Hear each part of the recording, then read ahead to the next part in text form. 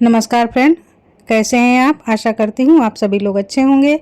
Market से मैं आ रही हूँ और सीधे किचन में ही आती हूँ ज़्यादातर, क्योंकि मैं ज़्यादातर किचन की चीज़ें लाती हूँ। तो आज मैं एक ऐसी चीज़ लाई हूँ जो मैंने भी पहले नहीं देखी है। इसके पहले मैं ये फ्रूट लाती थी, लेकिन इनका कलर लाइट ग्रीन होता था। और आज जो ये फ्रूट मुझे मिले हैं ये रेड कलर के हैं, थोड़ा सा हल्का रेड कलर, या इनको प्याज का कलर कह सकते हैं। लेकिन ये बहुत बड़े बड़े फ्रूट हैं। तो सबसे पहले मैं थैले को खाली कर लेती हूँ, सामान अलग कर लेती हूँ। खाने का सामान अलग हो गया है। आज मैं गई थी वैसे तो एप्रन लेने के लिए मार्केट, लेकिन मुझे एप्रन तो मिला नहीं और ये नाइटी मिल गई। तो मैं नाइटी लेकर घर आ गई। फिर कभी एप्रन लेकर आऊँगी तब आपके साथ शेयर करूँगी। तो इन फ्रूट्स को मैंने धो लिया है बहुत अच्छी तरह से। अब मैं इनको काट करके देखती हूँ कि अंदर से ये कैसे हैं। तो मैंने काटा, अंदर तो ये वाइट कलर के निकले और बिल्कुल रुई के जैसे, जैसे कि कॉटन भरा हुआ हो, इस तरह से सॉफ्ट हैं। जूस भी नहीं है, मुझे तो एक भी बीज भी दिखाई नहीं दे रहे हैं। और ये फ्रूट को काजू का फ्रूट बोल करके मुझे दिया है अम्मा जी ने, तो मैं लेकर आ गई हूँ। मुझे एक भी बीज नहीं दिखाई दिया और ये ऐसा ही है, ना कोई इसमें जूस है।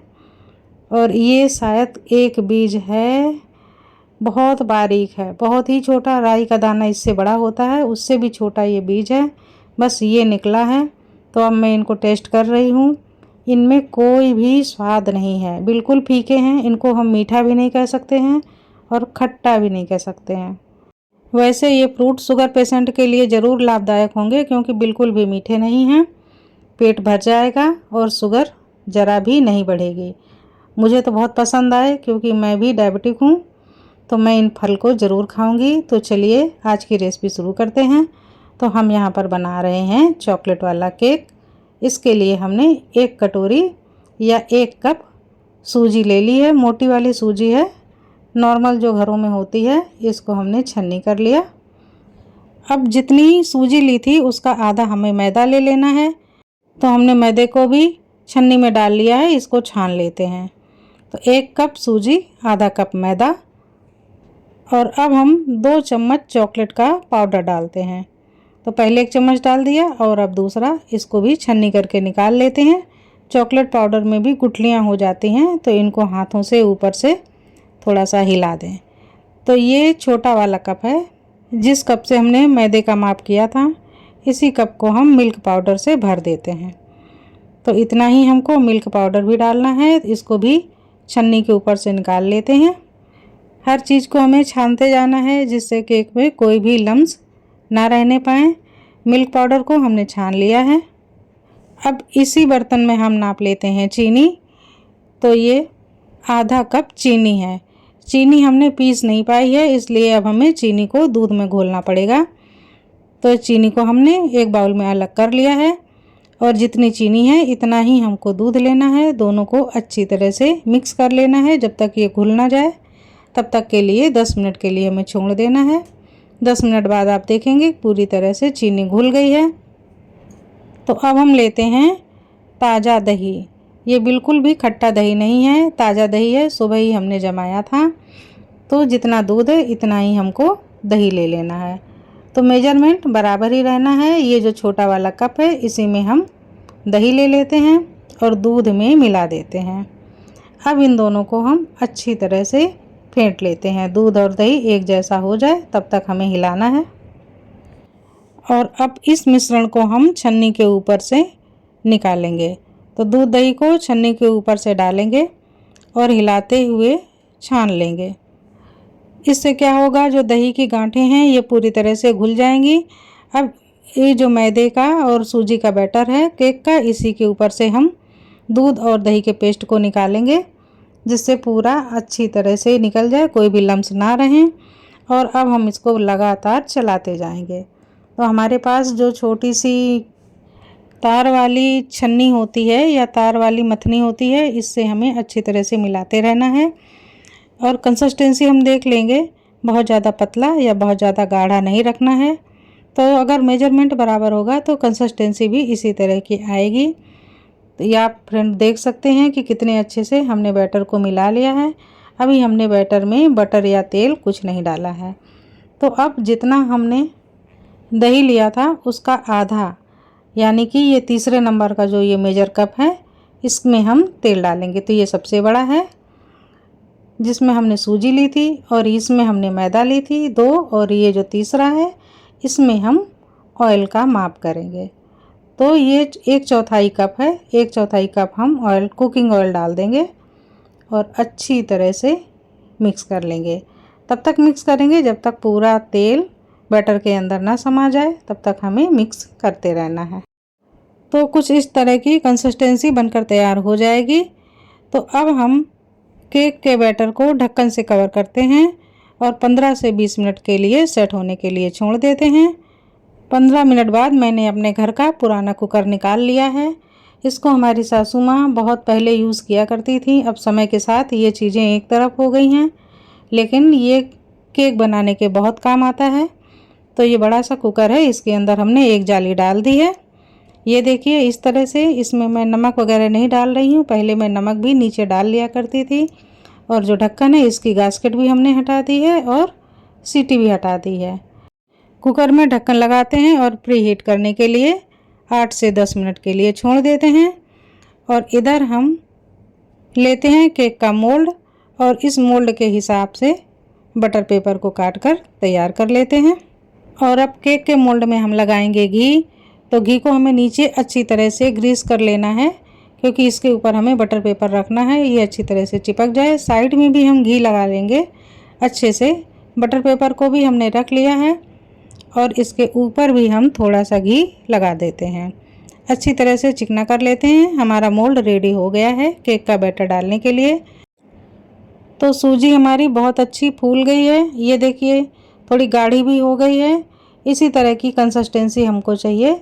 इसको एक बार अच्छी तरह से और हम मिक्स कर लेते हैं। थोड़ा सा फ्लफी हो जाए इसके लिए तेज़ी से मिक्स करते हैं। फ्रेंड, अगर आपको हमारी रेसिपी पसंद आए तो लाइक, शेयर और कमेंट करना मत भूलिएगा। मुझे ज़रूर बताइएगा कि मेरी रेसिपी बनाती हूँ तो कैसे बनाती हूँ और आप अपने घर में अपनी रेसिपी को कैसे बनाते हैं। तो यहाँ पर मैं डाल रही हूँ वनीला एसेंस। तो ये 1 छोटी चम्मच वनीला एसेंस डाल देते हैं। अब इसके ऊपर हम डालेंगे इनो। तो यहाँ पर हमने सोडा या बेकिंग पाउडर का यूज़ नहीं किया है, यहाँ पर हमने इनो के पाउच का यूज़ किया है। इनो डाल देते हैं और ऊपर से बिल्कुल थोड़ा सा पानी इनो को फॉर्मेट होने के लिए डाल देते हैं और अच्छी तरह से मिला लेते हैं। ये देखिए कुछ इस तरह से मिलाएंगे, जैसे ही ये थोड़ा सा फ्लफी हो जाएगा वैसे ही हम इसे मोल्ड में डालेंगे। तो ये देखिए बहुत ज़्यादा अब हमको नहीं मिलाना है, पूरी तरह से इनो मिक्स हो गया है। अब हम मोल्ड में बैटर को डाल देते हैं। कितना बढ़िया बैटर बनकर तैयार हुआ है केक का। और थोड़ा सा टैप कर लेते हैं। अब आप चाहें तो ड्राई फ्रूट डालिए, ना चाहें तो ना डालिए, कोई ज़रूरी नहीं है, लेकिन मैं थोड़े से ड्राई फ्रूट डाल देती हूँ। और अब हमें संभाल कर कुकर के अंदर रखना है। हमारा केक मोल्ड काफ़ी बड़ा है तो मुझे बहुत ज़्यादा संभाल कर रखना पड़ रहा है। तो धीरे से रख देते हैं और अब हम ढक्कन से कवर कर देते हैं 50 से 55 मिनट के लिए या करीब करीब 1 घंटे के लिए। लेकिन 55 मिनट के बाद मैं एक बार खोल कर देख लेती हूँ। तो बहुत संभाल कर हमें यहाँ ढक्कन को हटाना है, क्योंकि ढक्कन बहुत ज़्यादा गर्म है, कुकर भी बहुत ज़्यादा गर्म है। तो ये देखिए फ्रेंड, कुछ ऐसा दिख रहा है हमारा चॉकलेट केक। इसको हम पहले चाकू से देखते हैं कि पका है कि नहीं पका है, क्योंकि मैंने पूरे 1 घंटे बाद इसको खोला है। तो अब मैं चाकू लगा रही हूँ। तो ये देखिए मैंने चाकू लगाई और बिल्कुल भी चिपका नहीं है, क्योंकि मैंने पूरा टाइम दिया है, बिल्कुल स्लो फ्लेम पर 1 घंटे का टाइम दिया है। केक ज़्यादा था, मैंने पूरे 1 घंटे बाद खोला है और खुशबू भी आने लगी है। उससे समझ में आ जाता है कि हमारा केक काफ़ी पक गया है।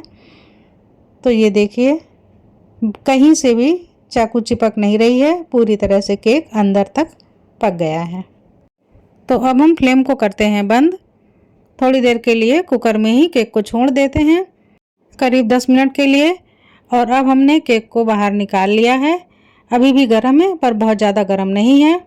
तो ये देखिए क्या शानदार केक बनकर तैयार हुआ है। अब हम इसको काट करके आपको दिखाएंगे। किनारे हम चाकू लगा के थोड़े से अलग कर लेंगे, जिससे कि ये आराम से निकल सके। और अब हम केक को पलटते हैं।